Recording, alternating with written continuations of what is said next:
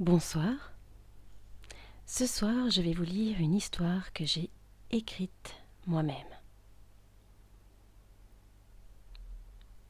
Elle.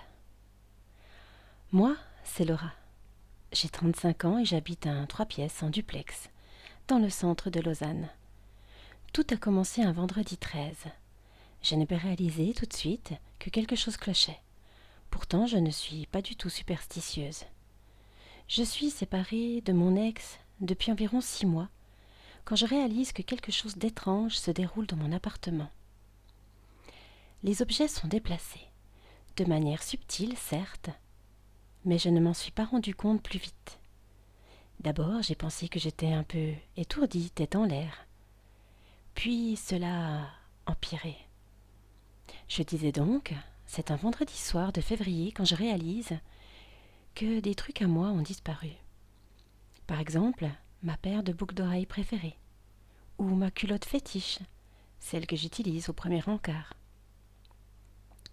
Je suis assise devant la télé, avec un chocolat chaud et une couverture. Je regarde une série sur Netflix, quand je me rends compte que, sur mon étagère, il manque ma labradorite porte-bonheur. Elle est là depuis des années.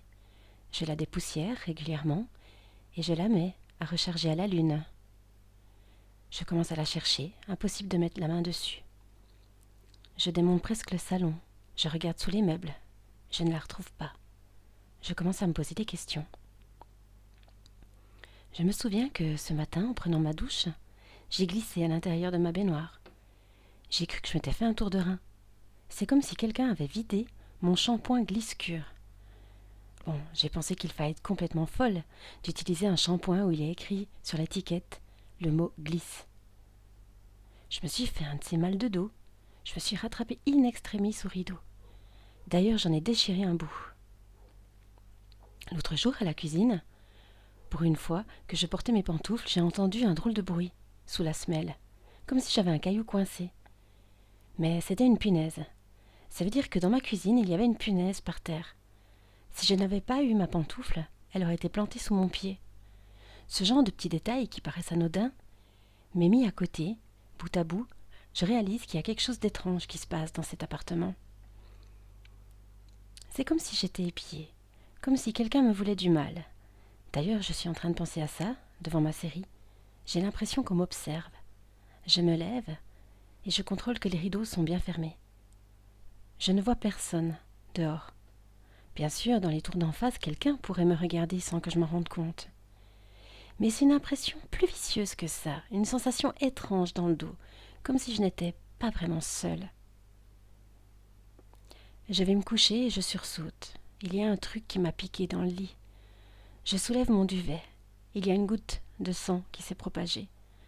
Mon orteil a une petite blessure. Je cherche ce qui a provoqué ça. C'est un débris de verre. Je me souviens que sur mon balcon, en faisant mon tri, j'ai lâché une bouteille de sauce tomate qui s'est brisée. Pourtant j'ai ramassé, j'avais même aspiré. Comment un bout de verre peut-il se retrouver au pied de mon lit? Soit je perds complètement la tête, soit, bonne question. Je vais donc mettre un sparadrap, et je vais à la salle de bain quand je réalise que je n'ai pas fait la caisse du chat. Oh là là, cela me rend dingue. Benoît n'a pas voulu repartir avec son chat. Il me l'a laissé. Je n'ai rien contre cet animal, il est plutôt discret. Mais de base, il n'est pas à moi. C'est Benoît qui l'avait adopté. La séparation n'étant déjà pas très agréable, je n'ai pas voulu insister en remuant le couteau dans la plaie. Il n'empêche que c'est à moi maintenant de m'occuper de Mulder. Quel nom aussi ça? Il n'a pas pu trouver mieux. Bref, je boitille et je vais donc m'occuper de la litière. Et qu'est-ce que je vois là, dedans? Ma boucle d'oreille ensevelie sous un amas de pisse. Le lendemain, je pars au travail, normalement, et je passe une excellente journée. Je ne pense plus à ces anecdotes étranges. C'est quand j'arrive chez moi, pour midi, que je réalise que la plaque de ma cuisinière restait allumée toute la matinée. Cela a provoqué une surcharge et il y a eu une étincelle qui a failli mettre le feu à ma cuisine, alors que je n'ai même pas utilisé hier soir, puisque j'ai commandé chinois. Je me pose des questions. Je décide donc d'appeler ma copine, qui est toujours de bons conseils. Delphine me dit qu'effectivement je dois être un peu dépassée par la rupture. Elle ajoute en riant que je devrais me filmer peut-être la nuit pour voir si je me relève. J'en rigole avec elle, mais pour dire vrai, cela me glace le sang. J'aurais trop peur de me voir déambuler comme un zombie. Lui, je suis planqué derrière elle et elle ne me remarque même pas. Je vais finir par réussir à la voir. Je dois être patient, ne pas me précipiter. Je vais pouvoir la faire passer pour folle, beaucoup plus facilement que je ne le pensais au départ. Elle a déjà un gros potentiel. Elle a déjà pris des antidépresseurs après un burn-out. Je n'ai plus beaucoup de choses à mettre en place. C'est vraiment qu'une question de temps et de la patience. Et la patience, j'en ai à revendre. Bon, j'avoue que le coup de la boucle d'oreille dans la litière, c'était presque un peu trop. Il faut que je sois plus prudent à l'avenir. Elle ne doit pas se douter. Sa copine est de bons conseils. J'espère qu'elle ne va pas le suivre et filmer l'intérieur de son appartement, car cela me compliquerait la tâche. Elle. Ce soir, je me prépare un sandwich vite fait. Quand je mords dedans, quelque chose me semble bizarre dans la bouche. Il y a à l'intérieur de mon pain un morceau de ficelle, celle que j'utilise pour faire des paquets avec mes journaux. Je risque de m'étouffer en avalant de travers. Je suis prise d'une quinte de toux. Terrible. Je suis prise de frayeur, je commence à fouiller tout l'appartement pour voir si quelqu'un y serait caché ou s'il y a des signes d'intrusion. Mulder me regarde passer avec son air étrange et il recommence à se laver. Je ne trouve rien. Je décide d'appeler mon psychiatre pour en discuter avec lui. Benoît me disait que j'exagérais, car déjà à l'époque, j'avais l'impression que quelque chose d'étrange se passait. C'est d'ailleurs une des raisons pour laquelle nous nous sommes séparés. Je doutais de lui sans cesse. Je l'ai même suspecté de me voler des affaires dans mon sac à main. Bien sûr, il ne l'a pas très bien appris. Mais comme, quand il était adolescent, c'était un petit délinquant à la sauvette, je n'ai pas pu m'empêcher de lui faire la remarque. Quand j'appelle M. Raoul, il est très intrigué par mes dires, et il ne tarde pas à me trouver un créneau d'horaire. Quand j'y vais, je lui balance tout, d'une traite. Je le vois griffonner dans mon dossier, sans prendre la peine de remonter ses chaussettes. Signe, chez lui, qu'il ne me croit pas. Je regrette instantanément d'avoir pris contact avec lui. Madame Robert, je vous sens un peu tendue. Prenez-vous toujours votre traitement ? Je n'en avais plus besoin, j'allais beaucoup mieux, c'est juste que... Ce n'est pas la question. Prenez-vous toujours votre dipypéron ? Non, je l'ai arrêté. Eh bien, madame, je vous refais une ordonnance et j'aimerais vous revoir la semaine prochaine. Je ne sais pas pourquoi j'ai fait ça, mais j'ouvre une bouteille de Chianti et je me verse un grand verre de vin. Je le sirote en avalant mon neuroleptique. Je sens la chaleur dans ma gorge et le liquide chauffer mon œsophage. J'ai l'impression que ça aide à faire passer la pilule, dans tous les sens du terme. Je suis dégoûtée. Je ne pensais pas avoir rechuté. Le docteur Raoul a été très clair avec moi. Il pense que je fais des crises de paranoïa, car je me sens seule.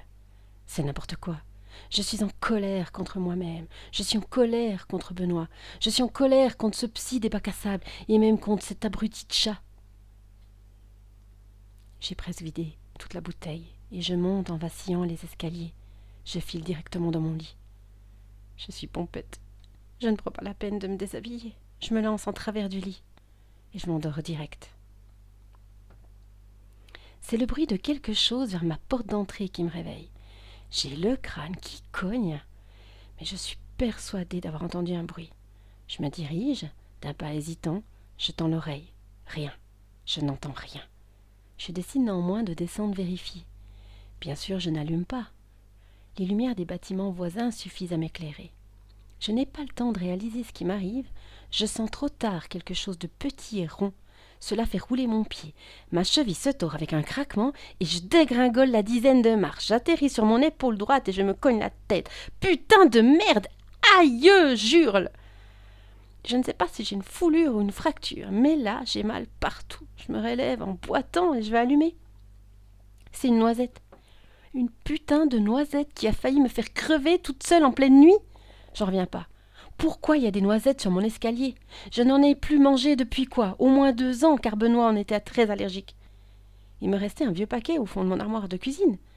Je me dirige là-bas et je vois le paquet au sol éventré. Quelqu'un a déposé sciemment des noisettes prises dans mon garde-manger sur mes escaliers pour que je me casse la figure. Je suis tellement abasourdie que je ne pense plus au bruit que j'avais perçu plus tôt. Je vais chercher de la glace dans le congélateur pour ma cheville et je me dirige vers le fauteuil le plus proche et j'aperçois Mulder, en haut, assis, en haut des escaliers. Il me fixe avec ses yeux jaunes. Je ne sais pas pourquoi, mais j'ai l'impression qu'il sourit. Ce chat me fout littéralement la frousse. Je ressens un frisson et mes poils sur les bras se dressent. Lui. Je crois qu'elle m'a grillé, j'étais tellement heureux de l'avoir tombée. Personne ne la croira, c'est ça le plus drôle. Comment un chat pourrait-il attenter à votre vie? Je la hais tellement, je la déteste pour m'avoir fait castrer, je la déteste pour m'avoir fait vacciner, et même détartrer. Je n'ai pas le droit de sortir, je suis coincée dans cet appartement avec un balcon muni d'un filet, impossible de choper les oiseaux. Elle me nourrit de croquettes et de pâtés, sérieusement. Je suis un félin, je mange des souris, des lézards, pas du bœuf aux légumes verts. Elle m'a acheté des souris en feutrine, qu'elle me lance par moments. Elle croit quoi? Que je vais courir derrière un bout de plastique plein de bisphénol? Elle. Je suis persuadée que ce chat a voulu me liquider, ou du moins me faire mal. C'est tellement insensé que je pense que le vin a dû me monter à la tête. J'appelle Delphine, qui reste muette. Je crois qu'elle me prend pour une folle. En tout cas, elle ne me croit pas. Comment je vais faire, d'ailleurs, pour que l'on me croie? Demain, je vais déposer ce chat dans une SPA. Je n'en veux plus. Mais c'était peut-être déjà lui qui faisait tout ça, tous ces trucs quand j'étais en couple. C'est pas possible, je dois vraiment perdre la tête. Mais dans le doute, je remonte et je m'enferme à double tour dans ma chambre. Je ne ferme plus l'œil de la nuit. Le lendemain, j'appelle Sainte-Catherine et je leur demande de venir chercher Mulder. Bien évidemment, ils ne sont pas très motivés, mais un généreux don de ma part les aide à prendre la bonne décision. À leur arrivée, ce satané chat les attend en ronronnant. Je n'ai jamais entendu cet animal émettre le moindre ronron. Cela me confirme qu'il est heureux de partir. J'hésite presque à contacter mon ex pour essayer de me réconcilier avec lui, mais je pense que ce qui est derrière soi doit rester derrière soi. La Miss me demande si je veux lui faire une dernière caresse. J'hésite à lui mettre une baffe, elle est sérieuse, elle? Cette histoire m'aura appris que tous les animaux ne sont pas faits pour être en captivité. Je sais de source sûre que je n'en reprendrai plus jamais. Ma foulure et la bosse sur ma tête me restera gravée comme souvenir. Lui. Trop facile. Je suis ravie. Je pourrai m'échapper. Ou alors je trouverai une famille, avec une maison où je pourrai sortir et chasser en paix. Épilogue. Quelques mois plus tard, une famille avec 4 enfants turbulents, entre 5 et 12 ans, vivant dans un minuscule appartement au 6e étage, adopte Mulder. Pour leur plus grand malheur. Fin. J'espère que ce petit texte vous aura plu. Si c'est le cas, vous pouvez faire tout ce qui est faisable. À bientôt. Merci.